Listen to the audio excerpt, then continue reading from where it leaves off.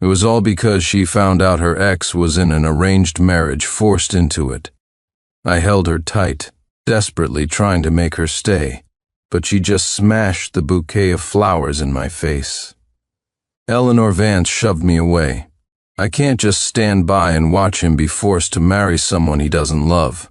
Ethan Gray and I made a pact. If either of us ended up marrying someone we didn't love, we'd run away together. I stared at her, stunned. Then what about me? What am I supposed to do? Sincere Clark, can't you stop being so selfish for once? Did you have to propose today of all days? He was your best friend, wasn't he? You've disappointed me so much. Eleanor left me standing there and walked away. Just then, my mother, Catherine Clark, called, pressuring me about the arranged marriage. Fine, let's do it. Let's have the arranged marriage. What did you say? There was silence on the other end of the line, followed by my mother's astonished voice. I couldn't blame her for being shocked. I always knew she disliked Eleanor. For the 7 years Eleanor and I had been together, she would call me every few days, demanding I break up with her and accept the family's arranged marriage. But no matter what tactics she used, I remained unmoved, coldly refusing every time. My sudden agreement completely threw off her rhythm. My cheek throbbed with a dull pain. I raised a hand to touch it, and it came away covered in blood. The moment Eleanor smashed the roses I gave her into my face, I realized that my years of persistence had all been a joke. The night wind stung my eyes, and I heard my own voice, low and hoarse. I said, I agree to the arranged marriage. My mother's voice was tinged with joy. Now that's more like it, Sincere. You're the only son of the Clark family. Eleanor Vance was never good enough for you. Marrying into a good family and inheriting the business is the path you were meant to take. She was right. Eleanor and I were never meant to be on the same path. Ethan and I had known each other since we were kids. We were childhood friends, the best of brothers. 8 years ago, Ethan called me, sounding completely lost. Sincere, help me. His family didn't approve of his relationship with Eleanor. His mother, Helen Gray, had threatened to kill herself, and Ethan finally caved and agreed to break up. But Eleanor, having been dumped, couldn't handle it and went to a bar to drink herself into a stupor. Ethan didn't dare face her, so he begged me to go and make sure she was safe. When I got to the bar, Eleanor was surrounded by 5 burly men. Her clothes were torn. I rushed in and knocked them down. What followed was a chaotic 1-on-5 brawl. I'd been training in combat sports since I was a kid, so driving them off wasn't too difficult, but I inevitably took a few hits to the face. Eleanor threw herself into my arms, sobbing and thanking me. I took her back to her rented apartment, and she insisted on pulling me inside to clean my wounds. After she put a bandage on my face, she suddenly cupped my cheeks and kissed me without a second thought. Are you crazy? I pushed her away and fled. The next time I saw her was on the runway. By then, I was an unknown designer who had fallen out with my family to pursue my dream on my own. She was a famous model whose walk was worth $1 million. Someone had targeted me. My carefully designed dress was torn, thrown on the floor, and stomped on. But Eleanor walked over, and under everyone's astonished gaze, she picked up the ruined dress from the floor. She changed into the gown that everyone had called trash. As she walked the runway, she was absolutely radiant. Riding on her coattails, I gained some fame of my own. Perhaps that was the moment I started falling for her. She began to pursue me. She became my exclusive model. 7 years ago, we officially started dating. Because of that, Ethan cut all ties with me. Once, I accidentally discovered that Eleanor was still in contact with Ethan. I got jealous and asked her if she couldn't let go of her old flame. Eleanor got angry. Sincere, is that really what you think of me? Can't you stop being so sensitive? You're making me so tired. I genuinely thought I was in the wrong, and after that I never interfered with her social life again. But I never imagined that on the day I was going to propose, she would leave me to go crash Ethan's wedding. I sat there, lost and dejected, in the middle of the proposal scene I had so carefully arranged. My phone buzzed. It was a video from Ethan, who hadn't contacted me in ages. It was his wedding. In the video, Eleanor, wearing a wedding dress studded with pearls, pushed open the church doors just before he could say "I do." She stood there, tears in her eyes but a smile on her face. "Ethan, I'm here to marry you." Ethan's eyes turned red. He abandoned his bride at the altar and ran towards Eleanor. The two of them embraced and kissed passionately on the red carpet. My eyes burned as I watched, my heart bleeding. That wedding dress, it had taken me 2 years of painstaking work to create. Eleanor loved pearls, so I personally went diving for them, nearly getting swept away by a current, my life hanging by a thread. I had hand-stitched over 1,000 pearls onto that dress. Every single stitch was the result of my sleepless nights, and she wore it to crash another man's wedding. A text from Ethan came through. A love that never dies can't lose to something as fleeting as time. Sincere, it's been 8 years and she still can't get over me. Let her go. We can still be friends. How laughable. He was the one who abandoned Eleanor back then. When he found out we were dating, he unilaterally cut me off. Now that Eleanor had chosen him, he was saying we could still be friends. He sounded nothing like a 28-year-old man. Childish. I put my phone away and went back to the home Eleanor and I shared. Since I had agreed to the arranged marriage, I had to make a clean break with her. Besides, she had already made her choice. At this point, there was nothing left for me to hold on to. After packing my clothes, my eyes fell on a photo of us. In the picture, Eleanor was walking the runway with an air of proud arrogance, and I was in the audience, my eyes filled with nothing but her. I suddenly felt a sense of dawning realization. That's right. In my relationship with Eleanor, I had always been the one looking up at her. I picked up a pair of scissors and cut myself out of the photograph. The photo now had a piece missing, but it didn't ruin the aesthetic. Eleanor was still as radiant as ever. It turned out that without me, nothing changed at all. I tossed the cutout of myself into the trash. Sincere, what are you doing? Eleanor pushed the door open. I froze for a second. I thought she would be with Ethan tonight. I didn't expect her to come back so soon.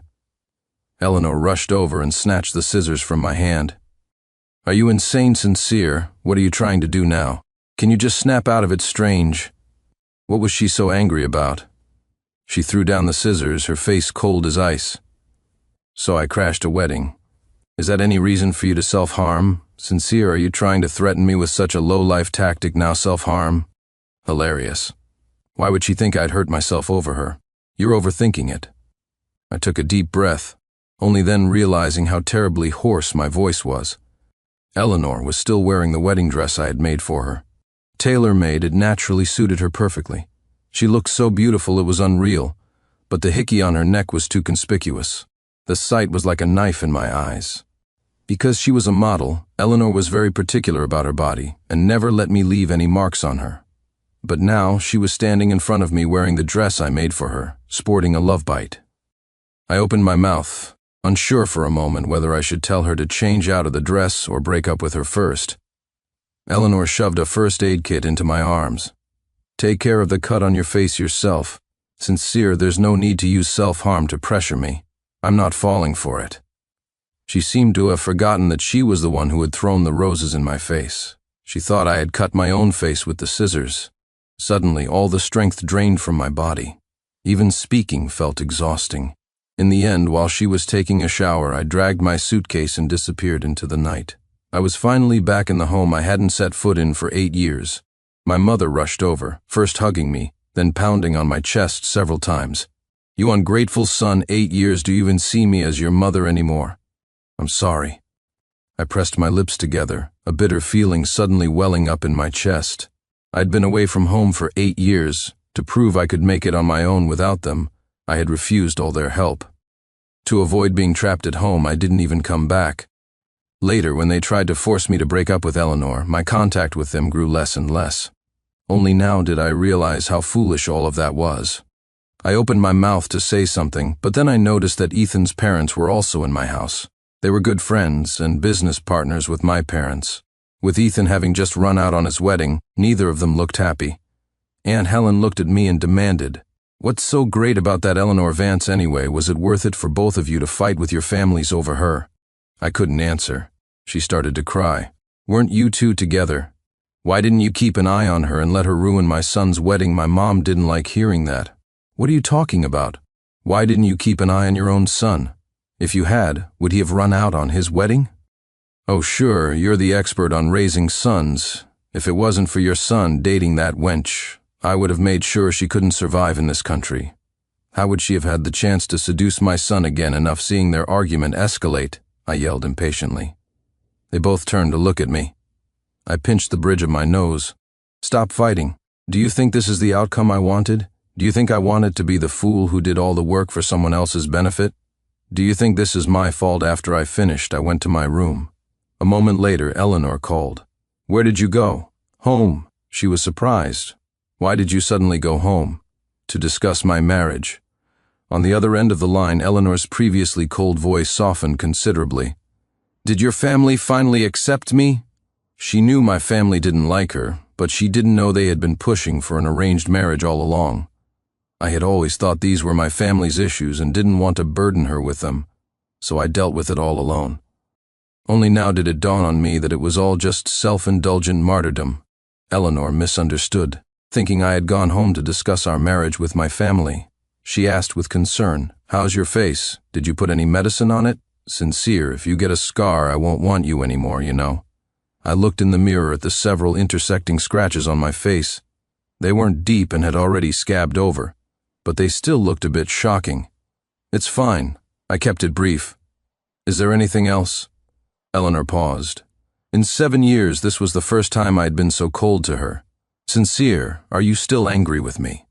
Could you really bear to watch your own friend be forced to marry someone he doesn't love? Do you still think I was wrong?" I had no energy to argue. I didn't want to struggle anymore.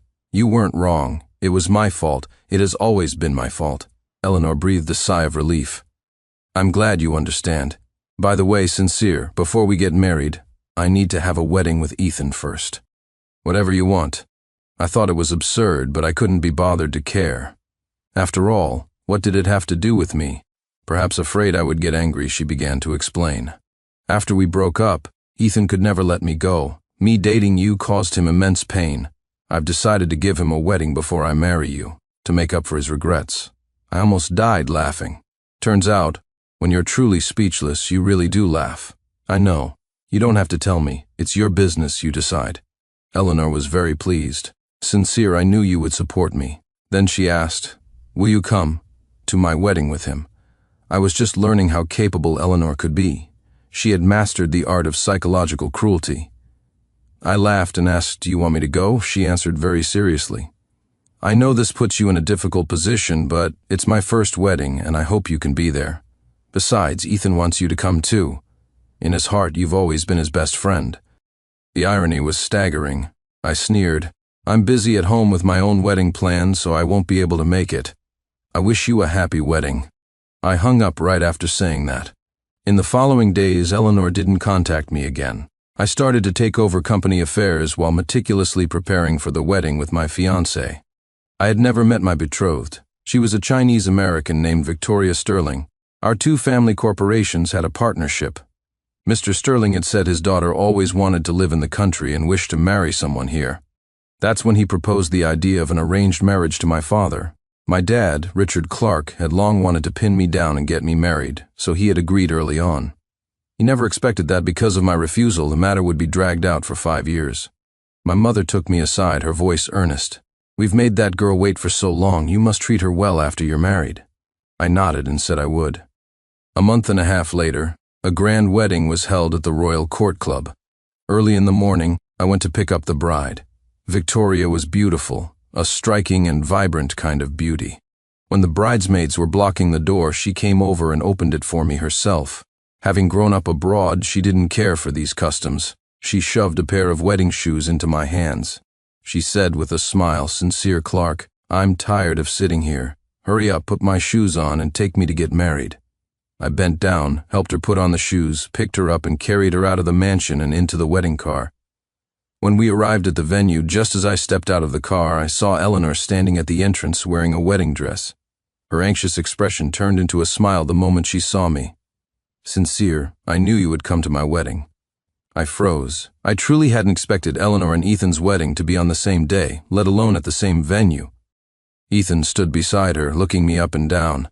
"You're late. Eleanor refused to go inside until you arrived." He paused, then frowned. "What's with the wedding suit? Are you planning to crash this wedding too?" Hearing this, Eleanor frowned in disapproval. "Sincere, you promised me you'd let me finish this wedding. You can't crash it. Don't make things difficult. For me. It's already evening. Are you two still daydreaming? You're thinking way too much." An arrogant female voice came from behind. Victoria got out of the car, strode over in her high heels and linked her arm with mine. "He has his own wedding to attend. Why would he want to crash? Yours. Eleanor's eyes instantly turned red as she looked at the bride beside me in disbelief. Sincere, what's she saying? Excuse us. I cut her off coldly, then took Victoria's hand and walked right past her. I didn't look back. Sincere, Clark. Eleanor called my name again and again from behind. Finally, a security guard stopped her. Ma'am, please show your invitation. The guests at the wedding were all prominent figures in the country. I had been away from home for so long that I didn't recognize most of them. Victoria had also just returned to the country and wasn't familiar with the local social circles. So, all the socializing was handled by our parents. Suddenly someone shouted, Miss Sterling, I advise you to think twice. Are you sure you want to marry Mr. Clark? I turned to look. It was a man I didn't recognize, about my father's age. He looked somewhat familiar, probably the CEO of some company. I frowned and asked in a low voice, What is the meaning of asking the bride such a question at my wedding? He scoffed. Everyone knows the young master of the Clark family shirks his responsibilities. He ignores the company to go play at making clothes. 8 years ago, he even got into a massive fight over some young model. Is such a man really worthy of your trust, Miss Sterling? I hope you'll reconsider. After he spoke, I had a good idea of who he was. 8 years ago, when I helped Eleanor, I fought 5 men. One of them was injured the most severely. I had cracked his head open. That man, Mr. Thompson, had come after me, determined to send me to jail. In the end, the court ruled it as self-defense. He had viciously told me to just wait. I hadn't seen him since. My parents must have stepped in to make him back off. I heard that after I cracked his son's head open, he wasn't quite right in the head anymore, that he'd become slow-witted. As a father, he certainly couldn't swallow that, so it wasn't surprising that he'd cause a scene at my wedding. It's just that I hadn't been in a good mood lately. He was too noisy, annoying. But before I could say anything, Victoria stepped in front of me. She looked down on the man before her, her tone disdainful. Since when is it the business of someone like you to comment on my marriage? Now that he and I have walked down this aisle, we are husband and wife. To humiliate him is to humiliate me.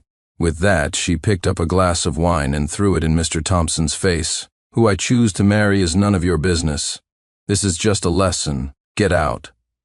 Mr. Thompson was furious, his eyes bulging, but he could only force a smile. Miss Sterling, you've misunderstood. I was just afraid you were being deceived by him. I didn't mean to offend. Victoria smashed the glass on his face. Then she covered her mouth in mock surprise. Oh, I'm so sorry, my hand slipped. Sir, if you don't get out of here right now, I don't know where the next thing will be smashed. Your family wouldn't want a second idiot, would it? Mr. Thompson trembled with rage, his eyes red. I pinched the bridge of my nose, feeling tired, and waved my hand. Security guards rushed over and dragged Mr. Thompson away. I could hear guests whispering among themselves. This new Mrs. Clark has quite a temper. Seems like she'll be hard to get along with. I heard the Sterling family has a gray reputation abroad, that their business isn't entirely clean. Then we'd better be careful, not to get on her bad side. Victoria grabbed my arm. She pulled me towards the altar, then turned to face me. She had pushed the officiant aside. She looked up at me and asked in a clear, strong voice, Mr. Sincere Clark, from this day forward, we are husband and wife to share in hardship and grow old together. I am very willing. Are you? Aye. Sincere, the doors to the hall were suddenly thrown open. Just like I had seen in that video, Eleanor, wearing the wedding dress I had meticulously designed, burst into the ceremony. She stood below the stage, meeting my gaze defiantly in front of everyone. Don't. I'm begging you, she pleaded. Don't say yes to her. Eleanor's appearance was a surprise to everyone, including me. Wasn't she supposed to be giving Ethan a wedding? What was she doing at my wedding now, or did she just enjoy crashing weddings? I watched her quietly. As our eyes met, I could feel her panic and desperation. I looked away. I turned my gaze to Victoria, and my eyes became firm. Word by word, I said, I do. With that, I took her hand and placed the ring on her finger. No, Eleanor burst into tears. My mother, who had been tense ever since Eleanor's sudden appearance, finally let out a sigh of relief. She waved her hand and ordered the security guards. Get her out of here. A Clark family wedding is no place for any riffraff to just walk in. Eleanor probably wanted to say something, but before she could, she was dragged away. The rest of the wedding went relatively smoothly. It was finally over. Victoria and I moved into the new house my parents had given us. Victoria kicked off her high heels, pouting and complaining. "This dress is so heavy. Sincere, help me get it off." I went behind her and untied the laces. There. But she was insistent. "No, it doesn't count until it's all off." I didn't know if I was imagining it, but it seemed like Victoria liked me. But I couldn't figure it out. We had just met for the first time. What was there to like about me? Maybe I was just overthinking it. After her shower, she climbed right on top of me, wrapping herself around me and demanding more. I politely declined. First, we weren't very familiar with each other. Second, I was genuinely tired. Victoria, exasperated, gave me a light kick. "You good for nothing," I had to laugh. I wrapped her up in the blanket. "Don't be a brat, Your Highness." The next day, I took Victoria back to the Clark family home. My parents adored Victoria.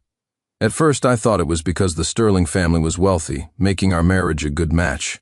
But I soon realized that wasn't it, because my father transferred the portion of company shares that should have been mine to Victoria. My mother held Victoria's hands, her voice full of meaning. "My dear child, the future of the Clark family rests on you now." Victoria smiled brilliantly, a look of complete confidence on her face. "Don't worry, Mom and Dad, whether it's the Clark Corporation or Sincere Clark, I, Victoria Sterling, will have them both completely in hand." My father was very pleased. With a grand wave of his hand, he gave Victoria the position of Vice President of the Clark Corporation. "Wait," I was puzzled. "If she's the Vice President, then what am I?" My dad clicked his tongue. "I never expected the corporation to rely on you anyway, you good for nothing. Go play with your fashion design, looking at their feigned expressions of annoyance." I stood there, stunned. A sour feeling spread through my chest, and finally, my eyes turned red. My mother sighed and took my hand. "Child, go do what you love. Your father and I support you, but remember, you always have a home here." Victoria stood behind my mother and raised an eyebrow at me. Back at our new home, Victoria collapsed into my arms, laughing. "Sincere Clark, you're such a crybaby." My eyes were still warm. I pushed her away. "What are you talking about? This is called being moved." "Moved?" Victoria took the opportunity to wrap her arms around me. "Then you should be thanking me. I was the one who volunteered to tell your parents I'd manage the company. That's the only reason they agreed to let you continue being a designer." Honestly, I was stunned. It took me a long moment to speak. "Why are you helping me?" She smiled, tilted her head up, and gave me a kiss on the cheek. "Because I like you." Before I could ask more, she changed the subject. "Will you have a collection in the Paris Fashion Week next month?" I nodded. "Yes, but it's not ready yet. Over the past year, I had designed a whole collection to participate in Paris Fashion Week. It had been selected. The garments were actually already made. But in the past, Eleanor had been my exclusive model. All my clothes were tailored to her measurements. Eleanor was 5'9", but she had a very narrow frame and a larger bust than most models. Other models couldn't fit into my clothes, and there was no way I was going to let Eleanor continue to be my model, so the garments needed to be resized. Victoria was very understanding. "Go and get busy. You can leave the company matters to me." The next day I drove to my studio. Just as I stepped out of the elevator, I saw Eleanor standing at the entrance. When she saw me, she burst into tears of joy. "Thank goodness, Sincere, I knew you'd still come to the studio." I was silent for a moment. "What are you doing here?" "I'm your model. Fashion Week is next month, and I haven't even tried on the clothes yet," Eleanor said, trying to follow me inside. I blocked her at the door. "That won't be necessary." "Eleanor, you are no longer my model." Her face instantly turned pale. Tears streamed down her face again. "Sincere, I was wrong, okay? I didn't have a wedding with Ethan. I went to your wedding to crash it." She grabbed my hand. "I know when you didn't leave with me at the wedding, when you put the ring on her finger, it was all to punish me, right? Sincere, I really know I was wrong. Can you divorce her, please? You can't just marry someone random because you're angry with me." I was both angry and amused. Even now, Eleanor still thought I was in love with her. She thought that as long as she admitted she was wrong and softened up, I would forgive her unconditionally, just like every other time. I shook her hand off. "Eleanor, when you wore the wedding dress I made to crash Ethan's wedding, did you ever consider my feelings? Do you have any idea how much time and energy I put into making that dress? I worked until I had a nervous breakdown to finish it. I was going to give it to you after I proposed, but you wore it to crash another wedding. What do you take me for? A dog that comes when you call and leaves when you shoo it away?" Eleanor was frightened, crying uncontrollably. No, that's not it. I'm sorry, I was wrong. It was Ethan who kept coming to me. He said he didn't want to marry someone he didn't love and begged me to crash the wedding to get him out of it. At this point, I don't need your excuses. I grabbed her arm and pushed her out the door. As I was about to close it, she blocked it again. Don't push me away, Sincere. Please divorce her. Even if we have to break up, I don't want you to force yourself to be with someone you don't love. When you put the ring on her finger, my heart was breaking. I cut her off coldly. You don't need to worry about me. My wife is wonderful. With her, I can focus on doing everything I want to do. Eleanor, she is so much better than you. With that, I ignored her struggles and locked the studio door. I spent my time in the studio altering the clothes. Victoria had found me a new model, and I was resizing the garments to her measurements, so it wasn't too difficult. In one day, I had already finished one piece. Seeing that it was getting late, I packed up and headed home. Just as I reached the parking garage, a dark figure rushed out and punched me hard in the stomach. The pain left me weak, and I collapsed against the wall. Then I heard Ethan's furious shout, Sincere Clark, are you even a man? Eleanor was with you for 8 years. What right do you have to hurt her? I was sweating from the pain, but I laughed, my shoulders shaking uncontrollably. Heh, ha ha. Ethan hesitated for a moment, then grabbed me by the collar and pulled me up. What the hell are you laughing at? I'm laughing at you. Looking at his face contorted with rage, I sneered. Ethan, I'm laughing at how naive you are. To put it nicely, you're innocent. To be blunt, you're just stupid, you. He raised his fist to hit me again, but I blocked it with precision. I squeezed his wrist hard, watching his face gradually contort in pain. When you didn't want Eleanor, you begged me to help her. When you wanted her, you told me to let her go. Now that I've let her go, you're accusing me of hurting her. Ethan, do you really think the whole world revolves around the two of you? Ethan's face turned red. That's because I thought Eleanor still loved me, but on your wedding day she cried and begged me to let her go. Do you know how much that hurt me? The person she loves is you. She left me to crash your wedding.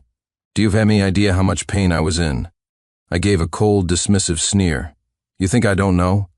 Ethan, you're just experiencing what I went through. How is your pain any worse than mine? But I love her. I let her go so she could pursue her happiness, and you hurt her happiness? It was as if I'd just heard a joke. If you truly wanted her to be happy, you shouldn't have contacted her at all while we were dating, and you certainly shouldn't have manipulated her into crashing your wedding. Ethan, all of Eleanor's misfortunes were caused by you and her. You both deserve it. You're lying, Ethan shouted, swinging his fist.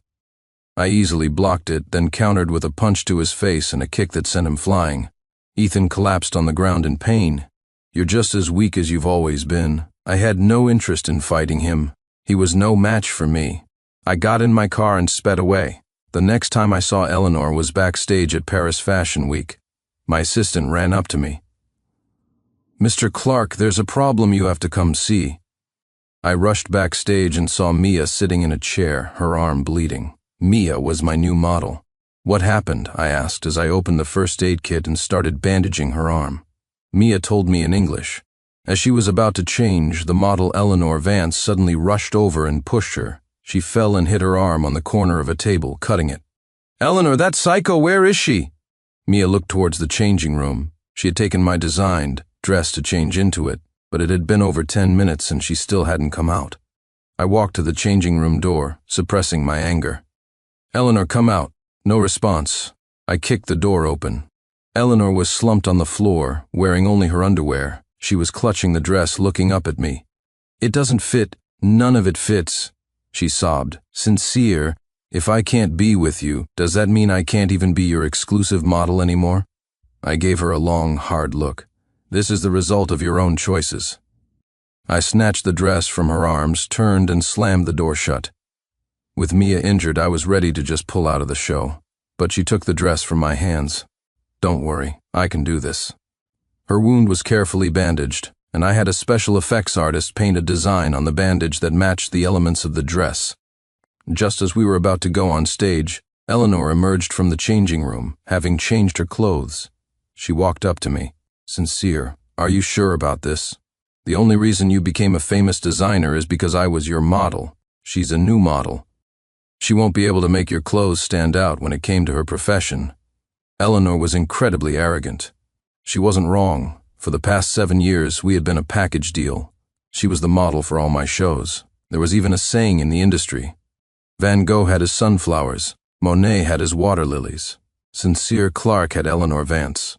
Everyone believed that the reason I became famous was that Eleanor, as my model, added significant value to my designs. This fashion week, when the audience heard that my model wasn't Eleanor, many expressed their doubts. There was no shortage of detractors. Some competitors were happy that Sincere was finally untied from Eleanor. But when the new model, Mia, walked onto the runway in time with the music, the audience members all raised their phones.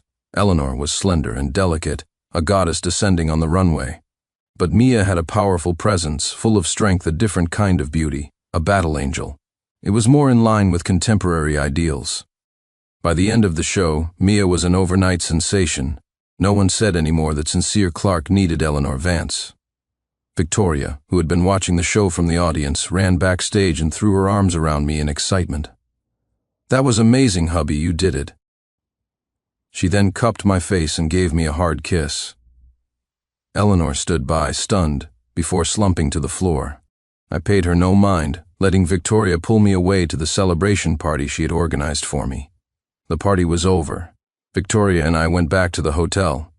She threw herself on me, her eyes sparkling. "Hubby, you were amazing. Being praised so directly for the first time made me a little shy."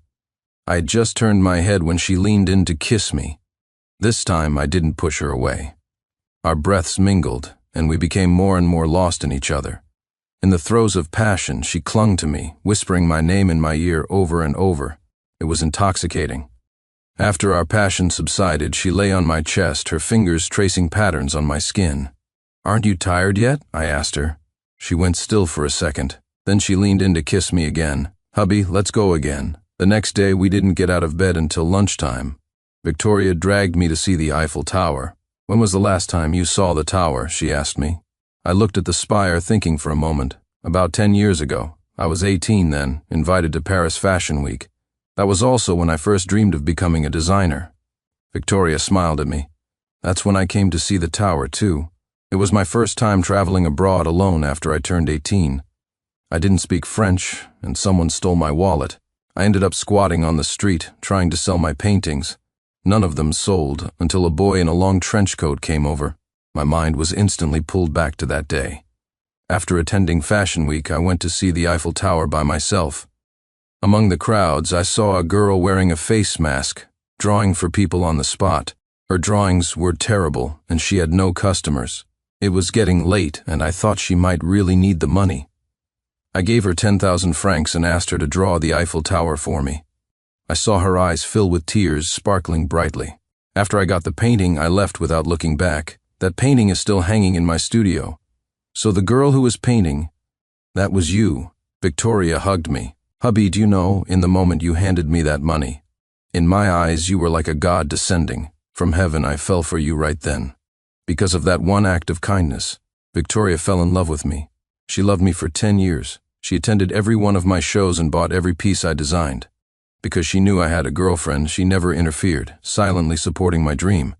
It wasn't until I agreed to the arranged marriage that her love could finally be spoken aloud." As the sun set over Paris, Victoria snuggled up beside me. "Hubby, let's love each other for the rest of our lives, okay?" "Yeah, okay."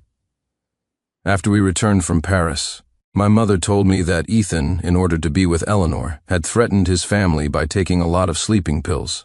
He was sent to the hospital and they revived him. It gave your Aunt Helen such a scare that she finally agreed to let him marry Eleanor. I listened without any reaction, just nodding. "Yeah, that sounds like something he would do." My mother sighed in relief, patting her chest as if still frightened. "Thank goodness you're not like that. If you had threatened to kill yourself back then, I would have been scared to death. Don't worry, I would never do something like that." Seemingly finally convinced that I no longer loved Eleanor, she placed an invitation in my hand. "Ethan asked me to give this to you. It's their wedding invitation. I'm giving it to you, but whether you go or not is your decision."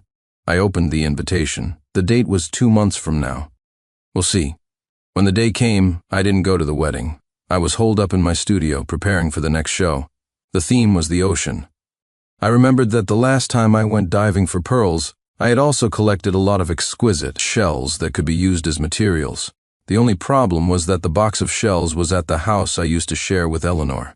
After some thought, I decided to go back and get it. Whether she still lived there or not, today was her wedding day, so she definitely wouldn't be home. It had been several months since I'd been there. As I pushed the door open, a feeling of both familiarity and strangeness made me a bit uncomfortable. The house was clean. She was probably still living here. I searched through a cabinet and found the box of shells. After confirming it was the right one, I left with the box in my arms. Just before I left, I caught a glimpse of the photo on the table. The piece I had cut out was no longer missing. She had actually fished my little piece out of the trash and taped it back on. I stood there in silence for a moment, then turned and left without any lingering feelings. It was all in the past. No matter how much she loved me now, the hurt she had caused me was permanent. But that night, the news of Eleanor ditching her own wedding exploded on social media. The bride, Eleanor Vance, who was supposed to marry the heir of the Gray family, didn't show up at her own wedding. Instead, she appeared at a fashion show. The show was being live-streamed. Eleanor, wearing the pearl-studded wedding dress, stood on the runway, stunning the audience. Reporters asked who designed the dress. Eleanor smiled at the camera. "This wedding dress represents a happiness that was once within my grasp. It didn't have a name before, but now it does the mermaid's tear." She didn't say who the designer was, but the comments section guessed it correctly. "It's definitely designer Sincere Clark." I heard she ditched her boyfriend to crash her ex's wedding, and now she's ditched her own wedding. What is this girl trying to do? Such a weird move. I heard she wore the same dress when she crashed the other wedding. She's so dramatic. The mermaid's tear? She's just trying to say she's seen the error of her ways. Disgusting. Sincere Clark has a beautiful wife now. Stop trying to ride his coattails. Eleanor walked down the runway in the wedding dress, but her steps weren't as light and graceful as they used to be. I had a feeling something was wrong with her, something I couldn't quite put my finger on, until she finished her final walk and suddenly collapsed on the stage. The scene erupted into chaos. Eleanor had committed suicide by taking pills.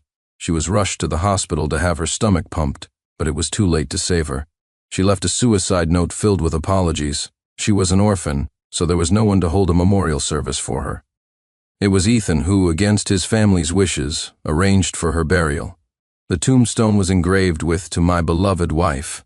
It seemed Ethan had lost his mind, but I never expected he would go so far as to try and burn me to death. The moment the fire started in my studio, I ignored my meticulously designed clothes, grabbed the painting of the Eiffel Tower hanging on the wall, and rushed out of the inferno. I got out in time and wasn't injured. I took Ethan to court. For aggravated assault, destruction of property, and the immense negative impact, he was sentenced to 30 years. Victoria, without a second thought, took the business world by storm and eventually acquired the Gray Corporation. She handed me the acquisition papers and a pregnancy test report at the same time. "Hubby, are you happy?" I carefully pulled her into an embrace and held her for a long, long time.